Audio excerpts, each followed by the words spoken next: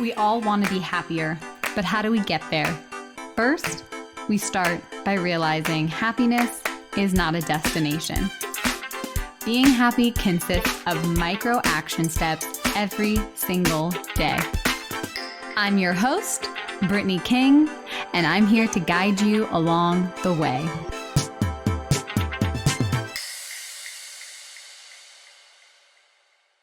All right. Hello, my beautiful friends, and welcome back to the Positively Real podcast. I'm your host and coach, Brittany King, and I got another episode for you. This month, we are focusing all around relationships. And so when this particular person came into my inbox and I saw who they are, what they do, who they serve, I was like, well, we got to bring her on the show. So I have on the show with me today, Allana Pratt, who is an intimacy expert. And she is the go-to authority for those who are ready to heal heartbreak and unapologetically and attract a soul-shaking relationship. Who wouldn't want that? I love the work that you're doing so much because like the relationships that we have from our past truly determine our relationships in the present and then ultimately the future. So this work is so important. And I'm so excited to dive into this and learn from you. So welcome to the show. Oh, thank you so much for having me. Yeah, it's my relationship journey was all the places I was a hot mess and all that I learned, and then give what I've learned transparently, vulnerably to people because no one gets out alive. Like all of us have these relationship carnage, and Mhm. a lot of us push it away, and it creates trauma. Mhm. It helps we disassociate. Whatever version you want to do, overwork, become masculine, or get needy, people pleaser. There's all these things we do to try to find all that safety, Mhm. that we're looking for, that worth, that belonging from the Mhm. outside in. That's what I did. And I Mhm. realized I was wired backwards. And really, the greatest relationship is the relationship with ourself and the divine. Mhm. And into me, I see intimacy. So that's why I Mhm. chose not to be, I didn't choose to be a marriage expert because I've been divorced twice. But, and even relationship, haven't like necessarily succeeded much at that long term, but I certainly have developed a profound relationship, feeling home with myself. Mm. And that's what I like to teach. Yeah. Oh my gosh. Into me, I see. Yeah. And I didn't like what I saw, Brittany, at first. I'll be really honest. I was I so I think a insecure. lot of people listening can relate to that. Yeah. It's really interesting because I was actually just talking to a client about this with the basic human need for intimacy. Yeah. And I think you have to define what that is first. But the way that you just described it, it's like, yeah, you can meet that need yourself because you have to be able to be intimate and see yourself, your true self, all of it, which is Yeah. really hard. It's hard work. So that's what I was curious about. It's like, okay, how did you become an intimacy expert? Yeah. By falling down a lot and getting back up again. So short story. So I'm Canadian and I hopped on my Uncle Phil's 18-wheeler semi when I was 19. I quit business. I was going to school for business, quit that, didn't like it. Moved to LA. I was a dancer since I was 5. And I thought, okay, I'm just going to dance on a cruise line and figure my life out. But then I couldn't even do that because I was Canadian, not American. So moved from LA to Tokyo where I could work. And I stayed there for 4 years, and I was a dancer and a model and a spokesperson and an English teacher and a backpacker. And I just started to find myself. And I think maybe one of the first stories I'll share about how I decided about this intimacy was I was so insecure. I would look at every woman and compare my body to hers. I would look at every man and do you like me?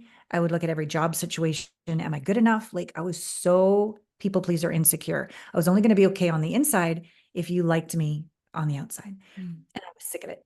So I was on this little island. It's called Kopangan, where they have full moon rave parties. And I was like 21 years old. And all I wore to purposely trigger myself on the sort of like the less busy side of the island, I put on my floss G-string. This was back when I had really short hair, like I was a little French pixie kind of hair.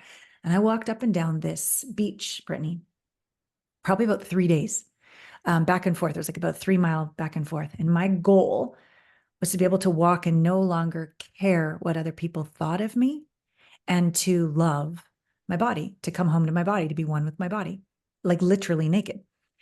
And it didn't go so well. I was so insecure. I was so like, oh, until day 3, I turn around to go back to my little bungalow, my $3 a night bungalow. And all of a sudden, in the surrender, the ground fell away. I was literally, there was no gravity. I was one with the waves and the ocean against my cheeks and the sun on my face and the sand beneath me. And every person I looked at was like a bodhisattva. And I felt one with everything, including my body. It didn't last. I was not on drugs. This was really like a meditative practice of surrender. And I realized that in the trying and the pushing and the intending and all of that, I was pushing it away. It was already here. I'm already home. It's not on the outside. It's on the inside. And this direct experience with my true nature, oneness, like I tasted it. I'm like, okay, I felt one with my body, one with the divine. I totally, good enough didn't even make sense anymore. Safe didn't even make sense anymore. I just was, I am that I am. And I'm like, okay, so there's something about embodiment. There's something about surrender. There's something about nature. There's something about letting go. And that started me on a path. So that was 21. I'm now 54. Various degrees and living, I moved to New York and I started coaching Lisa Gibbons, Dancing with the Stars. She was one of my first clients when I first started coaching. The universe is like, definitely go in that direction. 2 marriages. There's a lot of stories in between there. But all along, the theme was every client I've ever worked with, it's their relationship with self. That's the most important relationship. Where do we still loathe ourselves? It's a strong word, but it's true. Why did I do that? Why didn't I do that? How can, we don't forgive ourselves. We just bash ourselves with a 2x4. I'm thinking that's going to make things better, and it makes things worse. It creates more separation of self rather than connection. So one little practice that I like to do is if I'm feeling upset about something, instead of being Pollyanna and going, oh, it's going to be fine, everything's love and light. No, this is a challenge. So even though I may not love my body, even though I might be afraid that I'll ever find the one, even though I wish I was more orgasmic and surrendered with my partner, even though I'm afraid I'll die alone, I love and accept myself. So we're not negating how difficult life can be. We are embracing. That is amazing. I love the honoring the and taking it all in and listening to your story and the realization of how empowering that moment was for you that helped transform into this intimacy expert, and the way that you have learned through embodiment what that actually entails. So that's what I want to kind of move into, because I think so much of this, that self-loathing that you talked about, and the disconnect from ourselves and our body, doesn't come from our present self. It comes from our past self and our subconscious core wounds, the way that we had experiences and view the world, view ourselves in the world that isn't the truth, but it became our truth. So, let's talk a little bit about those subconscious wounds and how that plays into our relationships. Yeah. So I'll do a little like a science and then maybe a story. So the science of what I've been trained in is that if you could see like an iceberg, and the very tippy top of the iceberg is our conscious mind, our thoughts, our beliefs. Oh, look at that. I love Zoom these days. So funny. That was amazing. So, yeah, that was perfect timing. So this is very small, like 3%, 5%. So even though I'm an Ivy League grad of Columbia University, it's, it does dick all for my relationship skills, because I can think, affirm, even visualize the kind of relationship I want. But 95, maybe 97% is the iceberg under the water. That's what's really running the show. That's my subconscious. That's pre-verbal, pre-thought. It's energetic. It's literally going out to the field, the universe, 1,000,000 times a second in this figure 8, this feedback loop, sending out what my body's really thinking and feeling, more feeling than thinking. And for mine was, where's the abuser to survive? Where's the abuser to survive? I didn't know this. I had no clue that's what was going on, because I'm a very positive person, a very intentional person. I'm a very driven woman. I'm a very heart open woman, all the positive things. Divorce number one, divorce number two. I'm the only one in common here. Like, what the hell's going on? And I keep doing the work, and I keep helping people have these great lives and find the one or awaken the one they're with. I'm having these great results. But the last, not the current relationship I'm in right now, the one prior, charismatic, all the things, my first physical abusive relationship in my 50s. Brittany, I was so ashamed. Who am I to attract this person? What is wrong with me? Mm. And I didn't tell anybody, not even my girlfriends of 20 years. They saw me, they said, you're kind of the most insecure we've ever seen you. What's going on? I said, oh, I just had COVID. I couldn't tell them. I was so ashamed while simultaneously being terrified. He had 30 guns and had some things to say about them. And so I was in massive disassociation, which means I'm not in my body. I've left. I'm in nonstop fight or flight. I'm in full on people pleaser mode while being massively ashamed of myself, while having nobody to talk to about it.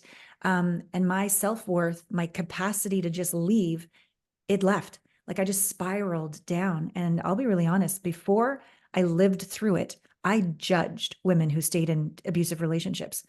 I'm like, just leave. Like, what's wrong with you?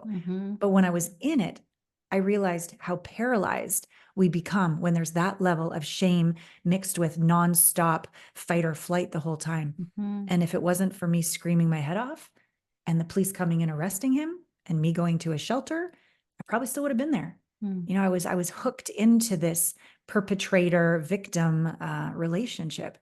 So that was in the subconscious. So when I've done all sorts of work for 20, 25 years, personal growth work. I've even done plant medicine 20, 25 years ago, ayahuasca journeys, psilocybin journeys. And I had great awarenesses. We call it tier 3. So out in the field, when you leave your body and you're one with all, like, I know, and that experience without any plant medicine in Thailand, where I had a direct experience, like, I know who I am. But it did dick all to heal trauma. So I'm like, what is going on? So I found a new protocol, which deals with tier 1 trauma in the body, tier 1 in the body, as opposed to tier 3 out in the universe. And it's the use of plant medicine, but a very low dose. So you're not high, you're not checked out, you stay in the body, and it helps you follow and help your autonomic nervous system come all the way back from level 4 trauma, disassociation. You're gone, got fakey fake face, but you're not feeling anything, you're numb, to level 3 trauma, which when you come back into the body, you feel hopeless. What's the point? How could I? What's wrong with me? What's the point of life? It's really dark. You get through that to level 2 trauma. It's a very short spike in something very intense. Most of the time, panic, terror, could be rage, 30 seconds, 60 seconds, very intense. You feel like you're going to die. But they've done a lot of this work with vets from war. And within 3 of these immersions, these series, they can go from PTSD to no more PTSD. So this is proven. There's a MAPS protocol, FDA approved protocol with this. So you get into this level 2, and for the war veterans, their body starts to shake like they're literally running in war. My body showed me that I was repeatedly molested as a kid. I had no memory at all, but everything flooded back. The images, the thoughts, the smells, the sensations, the words. You made me do this. It's all your fault. You like this. Just fucked up shit. And it was all in my subconscious. And then got through that with a facilitator, and you're blindfolded, back to level 1, which begins to feel like relief. I made it. I'm alive. I made it. I'm alive. And then Brittany, 0 point, still 0, the autonomic nervous system all the way back to 0, is a sense of home that I only ever experienced when I left my body. So that became your second home. Like when you Correct, left your correct. body, you were so used to disassociating. To feel home. But now I felt home in my body, wholeness in my body. I wouldn't even say confidence, just I am, but in my body. And my autonomic nervous system stopped, running a million miles an hour. And my subconscious stopped looking for the abuser to survive. Because it wasn't just in relationships romantically for me, it was also in business relationships. I would invest in horrible deals. I would take on horrible coaches. I would take on horrible consultants who would all use me. It was that same wound in all relationships all over my life. So thank goodness, now that's gone.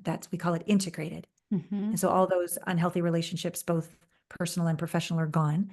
And I finally attracted in my 50s an amazing, safe, kind, noble, reliable, fun frontman of a band. Who would have thought? The dancer gets to go to dance all the time. Man, and I'm living in Charleston, South Carolina, and I was born in British Columbia, Canada. Like crazy. Yeah, the journey that it's taking you on.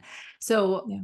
wow, what a powerful, powerful story. I'm so curious then, like, how, because I think a lot of people can relate to like doing the work, the conscious work, doing all of Yeah. that, and still Yeah. feeling like there is something wrong with me. There is something wrong with me. Why? Like, I've done so much work. I've done so much therapy. I'm so sick of talking about my past. I don't want to talk about the past anymore. I want to move forward, Yeah. but the past is still pulling me back and I don't know why. Uh, Yeah. mm. So that was obviously your own experience. And now is this what you're doing with clients? Like, where does someone start with Yeah. this? Yeah. Because I think it can feel really overwhelming, especially if you've done the work, and it can Yeah. feel that hopelessness of like, I've done Mm, everything and I'm still stuck in these patterns. I'm still in these totally. terrible Yeah. relationships. Yeah. I so get it. My clients are very high level. They tend to be professionals or other coaches who feel the same way. I've got this incredible architect business, or I'm a lawyer, or I'm a doctor, or a vet. I have all this, or I'm a thriving coach, and my personal life is carnage. And so it's very, I'm very relatable because I share me too, me too. Mhm. And here's what I discovered.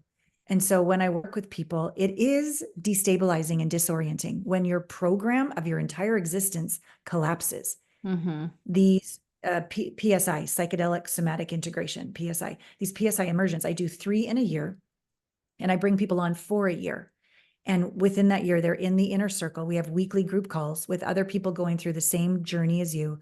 And we also have private calls with me. We also do an intimacy retreat. We're going to be in Mexico, Isla Mujeres, in March. So we do that once a year as well, so people can be together in person. But basically, I say, this is so intense to collapse, not just the program, but we need to be integrating a lot of self-hatred and shame and Mhm. loathing, because you are beating yourself up for not succeeding when you've done all the work, when you've given it your best, when you keep trying.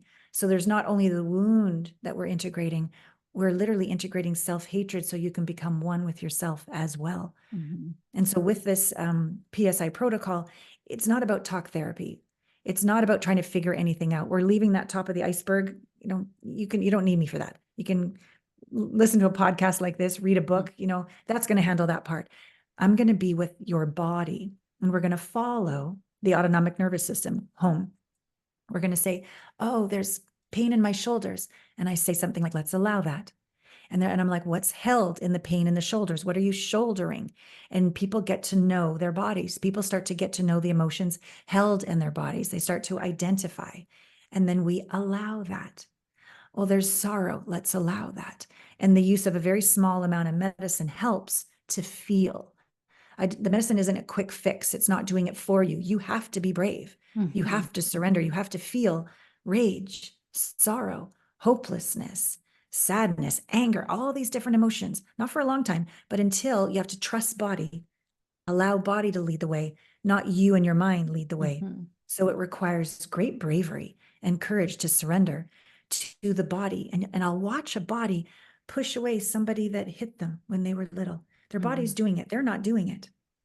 I'll watch someone go into the fetal position, be in fear. I'll watch someone sit up and rage. And by the end, quite often, I'll watch people with their hands open, all blindfolded, and they're feeling so much energy. I remember one woman said, "Oh, I have platypus fingers." And I said, "What?" She's like, "There's so much energy coming into my body. I've never Mm. let go. I've never stopped running." She was in her 60s. And she Mm. finally was embodied and had the divine in, as, and through her. She was in her body for the first time in decades, Mm. decades. So this is what I watch. But then you go back to your real life and you go, oh, the traumatic program has created that marriage or that dating life or that client or that business or that way of being with the kids. You've got to now be different, speak differently, step up, show up, let go, let things go. So it's intense. It's an intense, beautiful, beautiful year, but I wouldn't recommend doing it alone.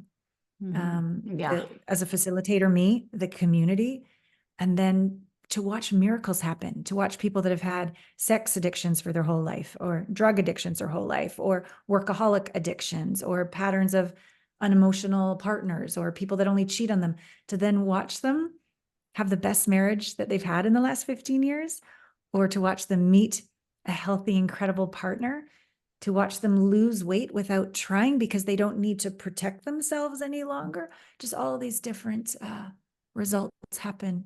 And it's breathtaking and a huge honor. Wow. So amazing. So this is like the psychedelic drug that you use it helps you get in your body. Yeah, it helps to shut off the secondary consciousness of the mind and helps us to go into the primary consciousness of the body, into the heart, into the body, into the feels. But you're not high. We're talking the whole time. You don't get to leave. You don't get to check out. You stay. It just makes it a little bit easier to feel. And then I'm there to facilitate the allowance of that all the way home. I'm not doing anything. I'm the banks of the river. And I'll often say things when the rage comes on, the sorrow comes on, the hopelessness comes on. Take me with you. Take me with you. And my body over time now has become so emptied out because I've integrated so much of my trauma. I don't think I'll ever get there, but I'm a lot more emptied out as before. My body literally tracks their body. And I'll say, ooh, nauseousness. They're like, yeah, how'd you know? I'm like, I feel it. And I'm like, scrunchy face. What's going on? They're like, oh, I'm so angry. I'm like, let's feel that. So they've got a partner in crime who's tracking with them, walking with them, take me with you. So one of the beautiful things about this is we have these avoidant or anxious attachments from when we grew up. And there's a window, it's called a critical learning window when we're a child, when we're in our teens, but it never opens again. We're screwed. We're always going to be anxious or always going to be avoidant, except the beauty of the use of this medicine is we create an additional critical learning window. The cellular matrix dissolves. It's called neuroplasticity. And we have another chance. It's about 2 weeks after using the medicine. I create these incredible report of findings after the two days of the PSI journey, of all the new beliefs, of all the new awarenesses, of all the new insights. And I asked them, you read this thing every single day, please, for 2 weeks, because you actually have a chance to create, no shit, secure attachment with yourself and your body as an adult, no matter what the hell happened in the past. Wow. And to them, to literally have this in your bones, in your brain, in your blood, it's real and it's magic. Yeah, you can like feel it's the difference of like thinking it and doing that conscious work and feeling the difference in your body. As you're talking through this, it makes so much sense because so much of the trauma that we experience is not necessarily what happens to us, it's what happens inside of us. And then also experiencing those really difficult, challenging emotions alone, because that's usually what happens is we're not with someone, like, and then we shut them down. So that experience sounds like it's so healing because you're actually being witnessed in the pain and the sorrow and the anger and the rage. And that's why that's so powerful, because you don't have to, talk about it, because it's we've done the talking. It's like truly being able to just be witnessed in it is so healing in and of itself. So there's a couple of different things that you said that I definitely want to go back and touch upon. This idea of our bodies, it's trying to protect us, right? It's trying to protect us from past pain. How, right? And why? Like, how does that happen? And then how do you overcome that? So the body doesn't want you to get hurt again. And so it could create a lot of weight on you so that you're not as attractive, so you won't get the attention and get raped again, let's say, or be desirable and have an affair. Like, let's say there was some sort of trauma that way, or get molested as a child. It'll literally shut down your libido. It'll put you into go, go, do masculine energy mode. It'll literally do all of this to protect you, to protect you. It's not ultimately what we want, but it's a survival mechanism program that that is in our subconscious. And until we go in and do the subconscious, not the conscious talk about it, but the subconscious work, when I go into these sessions, none of us know what's going to happen. I have no clue where we're going to go. I have no clue what this person has gone through in their subconscious, nor do they, nor did I. And so we have humility, and we have bravery, and we follow the body. We follow what never got integrated as a kid. It was too tough to process. There was nobody there to process it with, and that's lodged and held. And the body wants us to witness arms mad. Let's allow that. Oh, the arms have been witnessed now. Now the energy moves to the throat. Strangling, can't talk. Let's allow that. Let's be with the throat. Thank you, throat. What else do you want to let us know? Jaw, not allowed. We just follow this incredible breadcrumbs of this beautiful, wise body that just wants to be witnessed so that can go to the next level and all the way home to zero. This trauma that occurred in relationship is literally healed in relationship. So I have this beautiful gift of being the partner that is safe, that maybe as it comes through, the voice will be, you're a loser and you're not worth anything. And I wish I never had you. They heard as a kid, let's say. And I can either be the new mother in that moment when there's like, I'll joke, I'll say, I think you're pretty badass. And they'll smile and they'll start to have a new relationship of that they're worthy. Or I can even play bad cop sometimes. I can say, yeah, you're not worthy at all. And they can be like, yes, I am.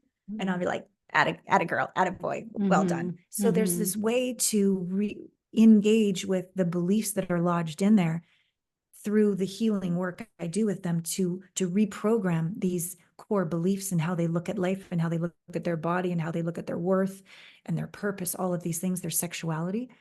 And then mainly I'm just in awe of the wisdom when we just get out of the way and let the body run the show. It takes us home to zero every single time. I've gone to some dark places personally and some dark places with others. I've even gone to past lives pretty much every time I've ever done a journey. Something that makes no sense at all happens, but it's still lodged in the body. It's still in there. And the body just got killed fast. And it was like, what the hell was that? And so a lot of times we'll go back to those moments of death and I'll honor the body. That was unfair. How could they? I hear you. And the body will calm down and it'll go back to zero again. It's fascinating. Oh my gosh, it's so fascinating. And just this idea of like coming back home to self and recognizing that like if you get out of the way and let your body do the talking, essentially. Yes. Yeah, the feeling, yeah. It is. It's like that's the missing piece, I think, for so many people that have tried therapy and don't think that it's working, or they find it helpful. Like they find it helpful to have a place to talk and feel validated and seen, but like the patterns are still there. So where does someone start on this journey? What if someone's listening and they're like super fascinated, but it kind of scares them or it intimidates them? Where would you suggest someone start? I would send them to Psychedelic Somatic Institute, or is it psychedelicsomatic.org? Forgive me, I can't remember the site, but search it. Saj Razvi is the director of education. I've interviewed him on my podcast as well. That will teach you what this modality is and why it's a different use of medicine than other modalities. We're not taking a journey. We're not leaving the body. We're staying in it for the sole purpose of integrating subconscious trauma. So that would be like information. You can also go to my site, allanapratt.com, and you can sign up for an intimacy breakthrough experience with me. And you fill out an application and we talk about what the issues are, what you've tried, why it hasn't worked, what you're ready for. And if you're a fit, then we can begin a year together and embrace this PSI work. So that would be what I would say is the next step. And then just as a regular practice, notice how when you start to feel a feeling that's uncomfortable, most of us to try to make it go away. We leave the feeling, we leave the body, we go into the head and try to figure out, why is this happening? Or we might just put sprinkles on top of the ice cream cone of shit and go, I'm good enough and life is great. Like we leave the body and we go to the mind to try to solve a problem of the body. It doesn't work that way. Mm-hmm. So to stay in the feeling when it's arising can be very difficult. We think you're going to die. Mm-hmm. It can feel tremendously overwhelming. Mm-hmm. My experience is nobody's died from feeling sad or mad that I'm aware of. Heart attacks, okay, there's the things like that, but just feeling a feeling, Mm-hmm. although it feels like you're going to die, you're not. Mm-hmm. Of course, it's way easier when you have a facilitator who knows what they're doing, like myself. But if you would just give yourself like little bite-sized pieces, just for 10 seconds, I'm going to feel this. And then I'm going to open my eyes and go, okay, here's my computer. There's a tree. I'm safe. There's no tigers. All is well. Mm-hmm. And then go back into the feeling again so that you start to learn to trust you and your body as friends. Mm-hmm. And sooner than later, now that I'm quite practiced at this, or on any of my private calls with clients after I've done these PSI weekends, their body trusts my body. And we know each other on a call without any medicine at all. When the feeling arises, I go, let's allow that. Close your eyes. I got you. Where's it going next? Let's go there. Maybe I'll say, what's the thought? I hate that motherfucker. Great. Mm-hmm. Where in the body is that hatred? Oh, I can't stomach it. Great. Let's go to your stomach. So I can get people all the way back to zero on an hour coaching call once their body gets used to the feeling. Mm-hmm. So as a practice, maybe first thing in the morning, take some time, take an hour out of your day, or the last thing at night, just placing hands on these areas of the body where there's pain. But don't just go, oh, go away pain. Go, hey, what's held in the pain? Mm-hmm. What's held in the pain? Oh, rage. Let's feel that just for 10 seconds, just to start to practice this. Or what are you shouldering? A lot of people have neck and shoulder pain. Who's a pain in the neck? What are you shouldering? There's an emotion in there. Mm-hmm. Hands, like what are you grasping, trying to control? Let your hands talk to you. Maybe your feet don't feel like they're grounded. I don't belong here. I don't matter. I can't be here. I want to run away. Let your feet feel the cramps or the pain. Start to inquire into what's held, because if you can feel it and duplicate it all the way, feel the entire thing all the way, it will go to the next level. It will dissolve to the next place. But here's the thing, if you only feel it a little bit, what you resist persists. If you only talk about it, sometimes it can get even bigger. I've had clients in therapy for decades. And within a year, everything that took 17 to try to heal never healed. We've healed it in the year because it's not solved in the brain. Insights, relief is, but not transformation, not healing. That's in the body. And it's true, like relief is such a seductive emotion because it's like, oh, taking care of that. Respite. That's great. And especially for the high achievers that are like, cool, took care of that, check it off the list, we're good, like don't have to worry about that. And then something else comes up. It's like so much of what you're saying resonates with me, because I've noticed, like, especially with that wound of I'm not good enough, I had in the past been like, work on that for, however long. And then becoming a mom, it was like a whole different level of not enoughness that you can put on that happy face and be like, no, I know that I'm enough. I know that I'm a good enough mom. Like I pride myself in that. Right. But you can tell by the sneaky language that you use, or you're not even aware of like, oh, I just can't get it right. Or, oh, I'm never going to be the mom I want to be, or whatever it is. Like that's kind of showing that it's still on a subconscious level that wound has not actually been 100% healed, maybe to a degree of like having the awareness around it, but it's still percolating and still coming up. Yeah. You're so wise. It is still running the show. One of the telltale signs is when an outside circumstance occurs and you feel relief as a result, that's a sign that you're not integrated. Right. Because the outside has to happen for you to feel okay on the inside. Yeah. The goal is once you're integrated, you might not prefer shit hitting the fan, but you don't leave your body. You stay present. You don't react. You respond. You have a human emotion around it, but you don't lose yourself. Right. And you don't have relief when it changes because you've already started in wholeness. And this has been one of the greatest lessons of my current relationship. One, I don't think I was capable of having a healthy relationship because I didn't have one with my body or myself as much as I tried. So once all this PSI work was done and I was home for the first time and I forgave myself, I forgave myself for all of the wasted time, energy, money, relationships, drama, all the things. I even had a 15-year custody battle with my son's father. So like all that I put him through and forgiving myself of that, the self-loathing. When I got to not perfect, but a really healthy place, what I saw in my relationship right now is that he was still the source of my wholeness. If he didn't reject me, I was enough. If he approved of me, I was enough. If I turned him on, I was enough. If his friends liked me, I was enough. If he didn't kick me out, I was enough. I had all these layers where he was still the source of my wholeness. So even once you go through these PSIs and a year of coaching, let's say, and you let go of patterns that aren't working and you meet somebody really fantastic, there's going to be a whole other layer now that you're on the court living with somebody. But that's okay, because now you've got the tools and the community and the coach and the way to get through, sitting in it, trusting the body, integrating it. And now literally at breakfast the other morning, it sounds so silly, but we combined our car auto insurance. We bundled it. And to me, that was a commitment. And what happens if we break up? And I was triggered at the breakfast table. And he now knows just to hold my hand. It's not his fault, but he's the catalyst for my wound. Let me just feel this. I'm just going to cry my tears into the eggs. And I'm like, and if you break up with me, we'll just unbundle the car insurance and I'm going to be okay. But there was little Allana again, scared to be rejected. Yeah. But you have such like that, like this work brings that awareness. So you don't leave your body. You're aware of it to the point where like, yes, it's not going to be that you don't get triggered. I think that's where a common misconception is when you do this healing work that you're never going to get triggered by anything. It's like, that's impossible because we need our triggers for survival.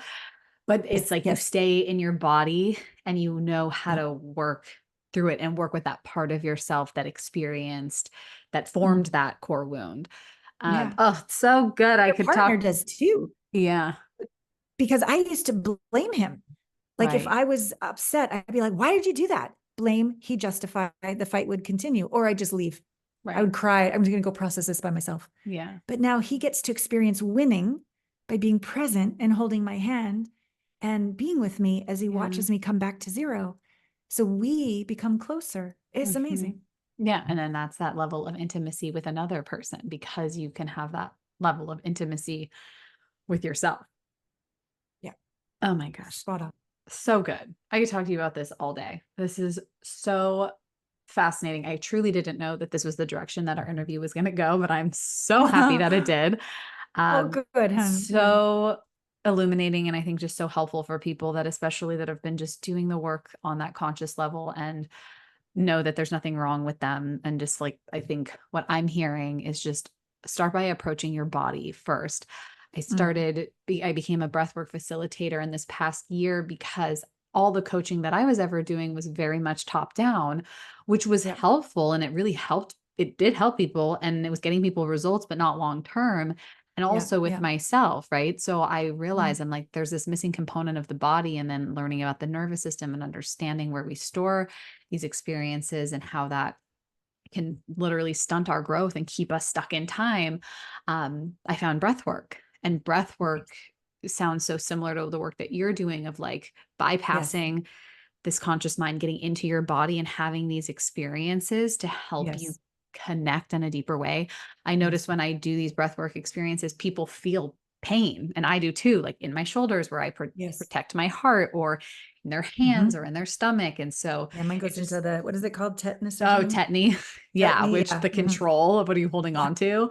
And there's like the scientific reason why that happens, but then there's also the other side, the embodiment. And I tell people all the time, I'm like, if you get lobster claws, what are you holding on to? Like, just remember that of like, you're in control. What are you holding on to? Can you somatically like release that? So a lot of what you're saying, like so parallels with the work that I'm doing. So I'm like, could geek out on this all day. It's amazing. It is so good. What a great compliment we are to each other. This is great. Definitely. I'm like, let's keep going, but to honor our time and to honor your time. So I'm definitely I'll share the free gift in the course so people can have access to this, just to get curious and really learning how to feel and be embodied. Mm. Anything else that you want to share before we wrap up? Yeah. One thing I find when the emotion comes up, this is the hardest thing because it's not comfortable. We want it to end. We might be ashamed or embarrassed that we're having it. We might have a lot of thoughts about it. But if we try to make the feeling end, if we try to help it get to the other side, if we try to release it, if we judge it in any way, if we get in the way, it stays held in the body. It's like a little kid coming in the room saying, I'm scared. You're like, yeah. Let's feel better now. We've got to go to a birthday party. Let's go get some ice cream. Here's a cookie. Yeah, it's going to be fine. Right. Right. It's like that. So if we do that to a part of our body, it's like our body's just going to say, screw you. You didn't honor me. You didn't allow me. You didn't acknowledge me. I'm only okay if I change. Well, watch me. I'm going to get worse. And so when you go through these processes, see if you can not like disassociate witness, but be both the feeling happening and like little you and big you. Like there's little you in the heart, little you in the stomach, little you in the throat, experiencing all of this while you're simultaneously being with yourself with compassion, no fixing, no changing. And one of the keys, it's one of my, I have these 10 Allana Pratt method processes. One of them is called little you. And I've done lots of us have done like inner child work, but the key to this particular one, and then when you add it to this feeling work, can you imagine going into little you who's in your heart, who's sad, and you go in, like you said, let's just go for ice cream. Doesn't work. But if you go in and you throw away the key, you don't ever have to change one little bit for me to love you for eternity. Something goes, really? You mean you love me for eternity, even though I'm a hot mess? Yeah. I threw away the key. Nothing to do, nothing to change. I'm right here. You can be a snotty mess the rest of your life. When we can be like that and mean it and not have a strategy, I'm just saying this so it'll change. No, I mean it like for realsies. There will always be a little part of you that needs that extra care. If that's your intention, magic happens, grace happens, a miracle happens. That part of our energy held in our body goes, you see me with unconditional love. You value me for eternity as I am. And then there's duplication. There's oneness. And then it changes. It doesn't want to be upset for the rest of its life. It doesn't want to be in pain or in shame the rest of its life. It wants to go home, but not until it's loved for exactly who it is. Says the hips, says the lower back, says the neck, says the jaw, says the heart, or this aspect of ourself held at 5 years old or 10 years old or what have you. So when you have that for realsies attitude and you surrender, there will be oneness. And I swear this is when the divine is running the show. When I'm doing these PSIs, I get out of the way. I do a lot of energy protection. I set the room, and then I said, use me, divine, for them, use me. And what comes through in the way my hands move or what I say, or sometimes I even tone, these incredible vibrations come through.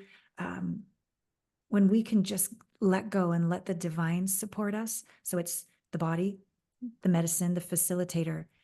But I believe it's the divine running the show.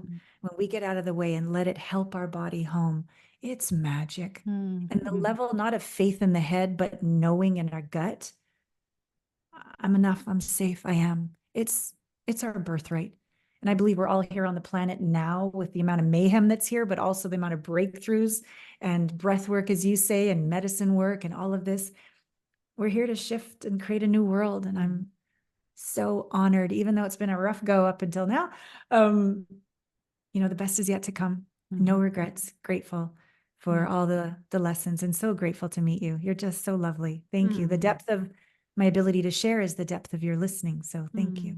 Oh, well, thank you. I mean, this conversation has been incredible and eye-opening. And I know that listeners will have kind of a different perspective on how nothing's wrong with them. And they might just need a different approach or perspective of how to look at their healing and look at their body. I mean, I completely resonate so deeply with this because I was like, so much of my journey is relationships, but also just how disconnected I was from my body. So I just appreciate what you're doing so much. It's brilliant.